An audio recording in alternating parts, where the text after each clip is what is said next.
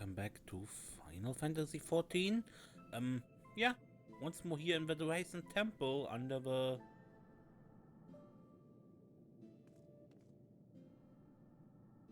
lava, I guess.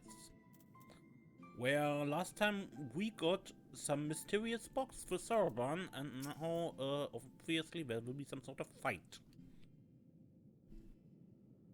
Everything's in order, then let us begin.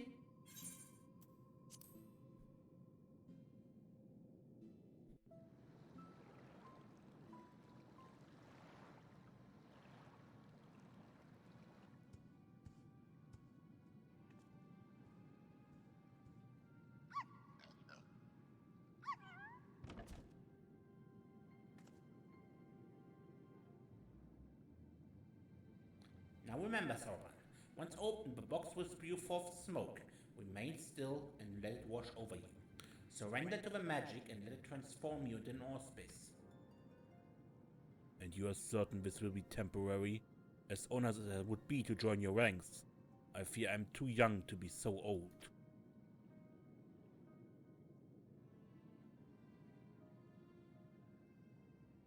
Come, you lot. Let us retreat to a safer distance.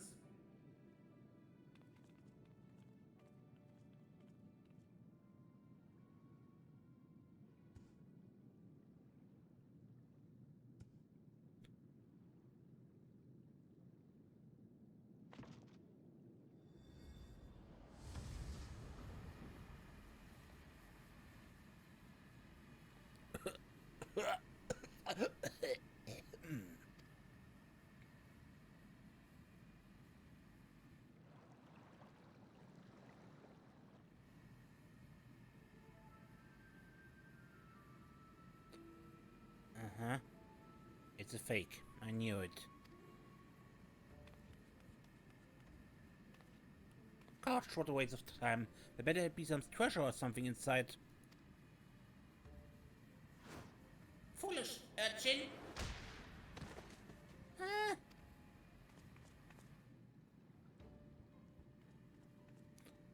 Was that really necessary? You couldn't just ask me to move nicely?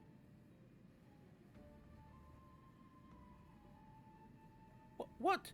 What's that look for? Is there something on my face?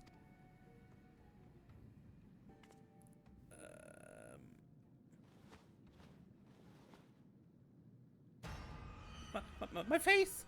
My beautiful face! It feels like alt gold level left in the sun. Get a hold of yourself, child. You've been aged, nothing more. Be grateful you were not exposed longer, or you would surely have died. I might as well be dead already. I can't bear to go on like this. Did I not tell you before that the magic is fleeting? You need only endure it for a moment. All will be as it was.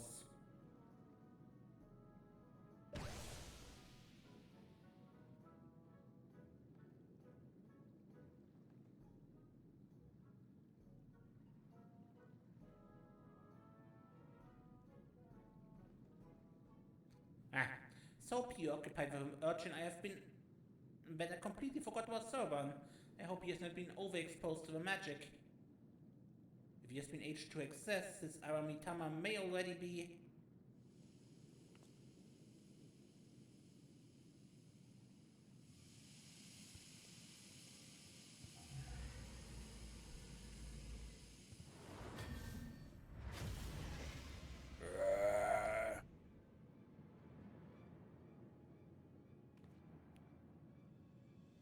Well, that answers that. On your guard, I'm afraid he needs to kill us all.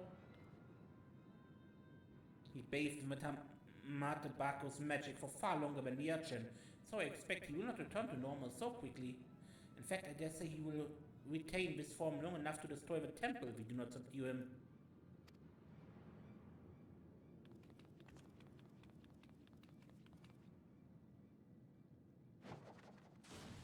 Shazam!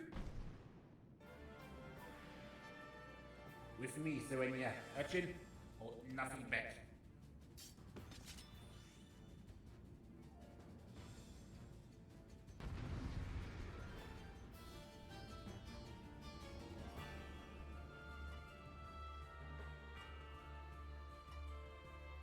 Okay, we fight Soroban.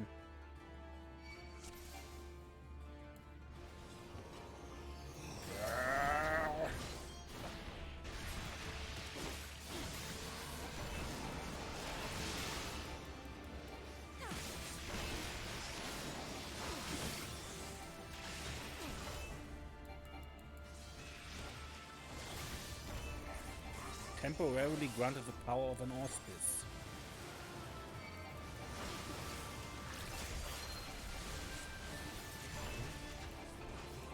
Ooh.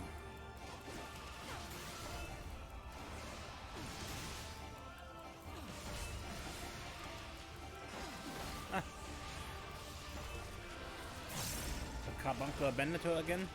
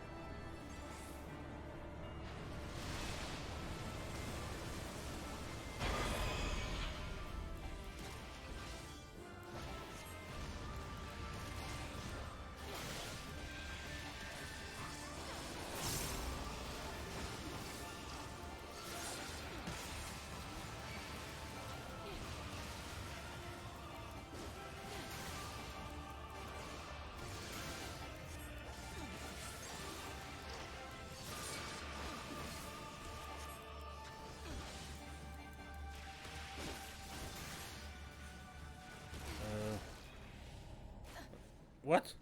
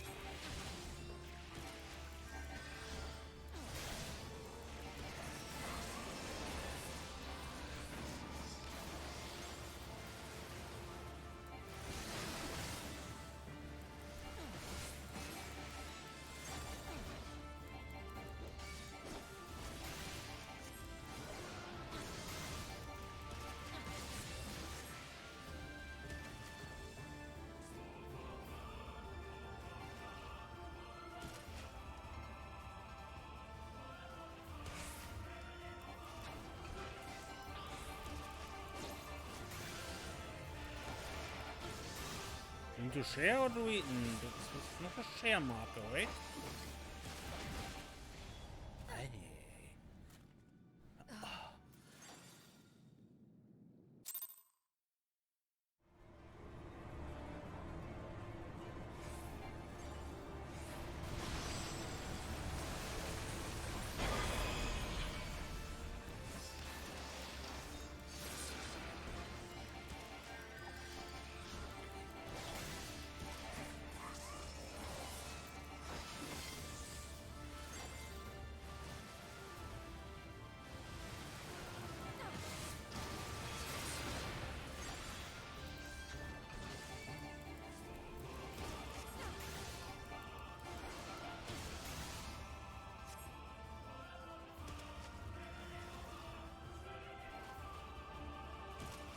We'll come to the other side.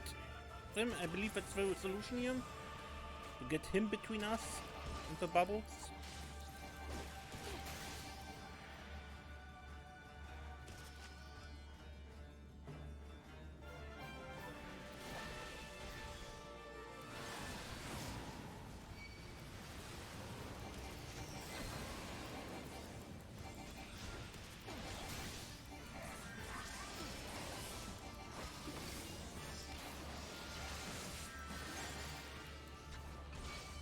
Oh look, Genbu there.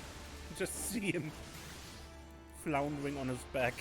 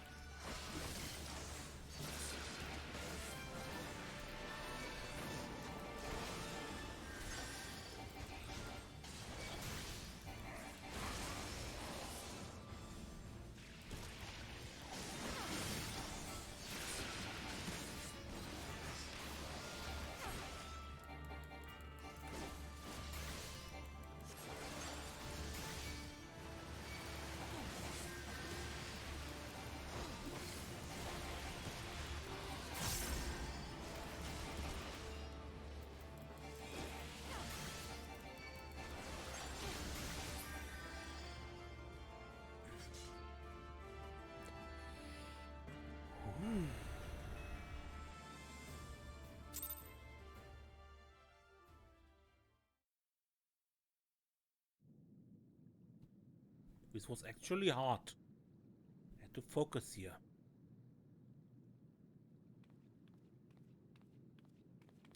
Good healing, Tataru.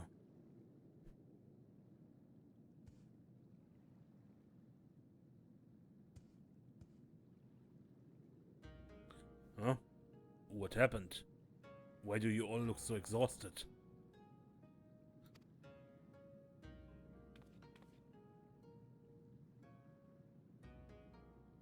Oh my dear Soroban, I knew you had potential, but it would seem I grossly underestimated your capacity for chaos. In any case, despite this unexpected turn of events, I should like to declare this training session a success. Let us take a moment to collect ourselves.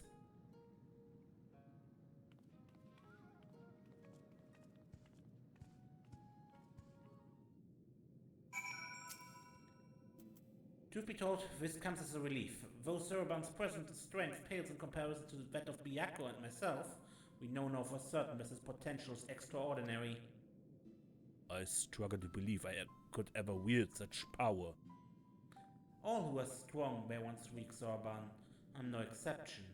Until I met Tenzin, I was no more than the floundering turtle you see before you. You did never tell us how you fell in with him. I will if you wish to know the details.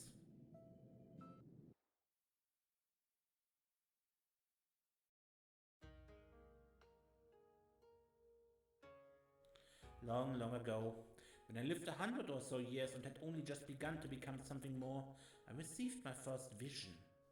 A terrible calamity, one that would claim the lives of countless innocents, was imminent. But what was a little turtle to do? For while I had seen the future with crystal clarity, I was powerless to stop it. I could but look on, helpless, as cities burned and men died. So it was for centuries. Until one day,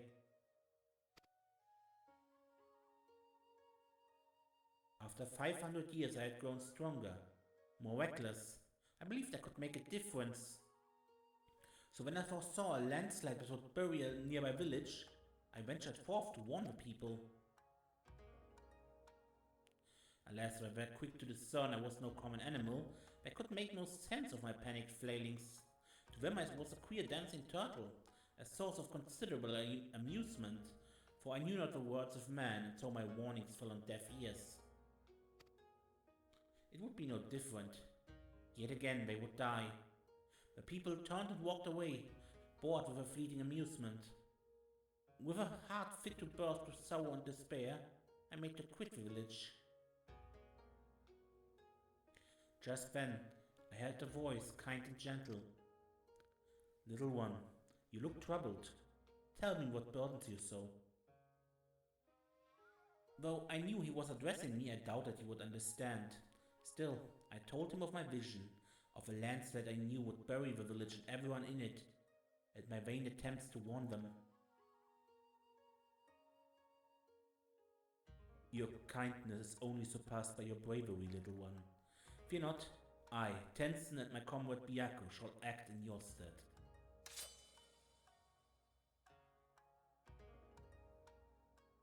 As Tenson drew his sword, a great white tiger emerged from the wilds. Shall we give him a show? He whispered to the beast, which inclined its massive head ever so slightly in response.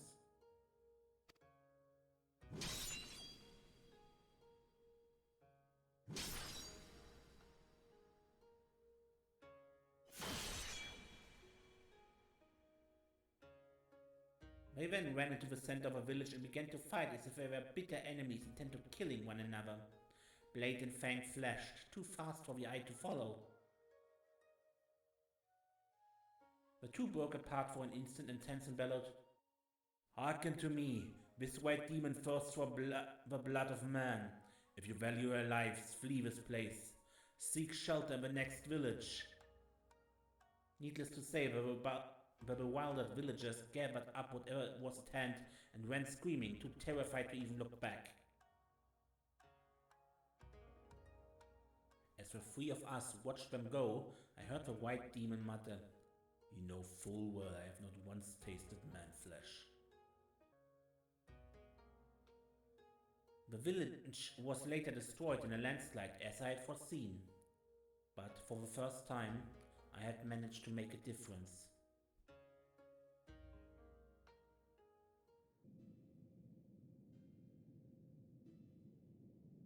Thereafter we became traveling companions and close friends. I shared with them my visions, and together we labored to save those that we could.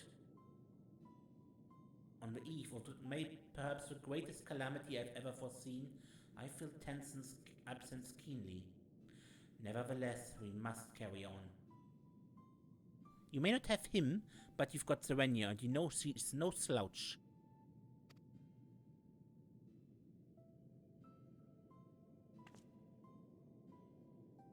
Indeed I do, and for this blessing we are grateful beyond measure.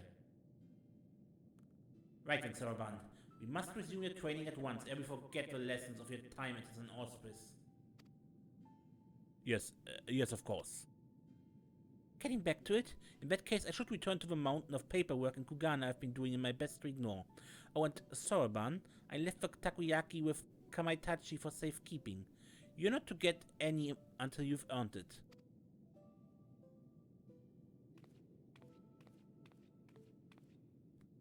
When next we call upon you, Serenia, I expect it will be to deal with one of my comrades. Shirk not your own training, for it will not be easy.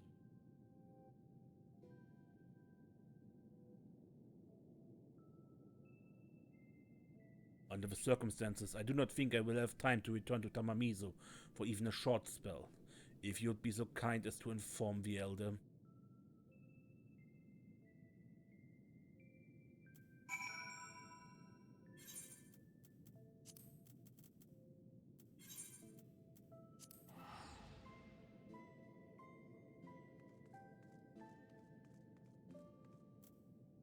Who are you?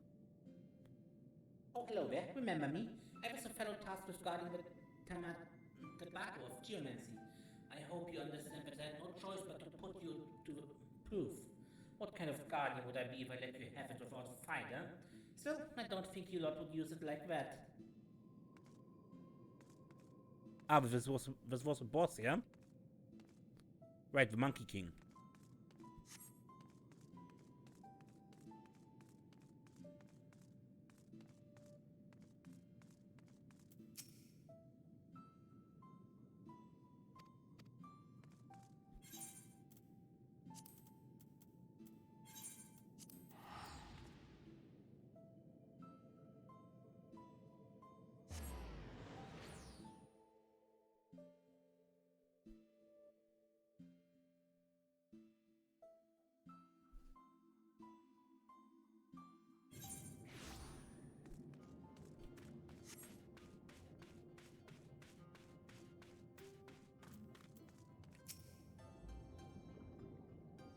A pleasure, Serenia. Did you have a chance to visit with Soroban?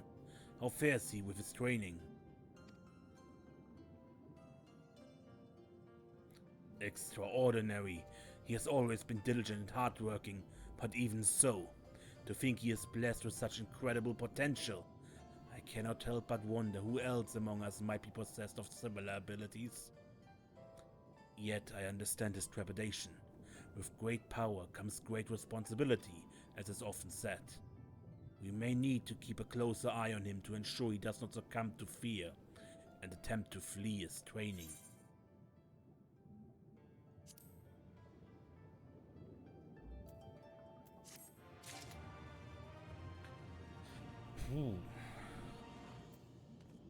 Yeah, I think I end the episode already here.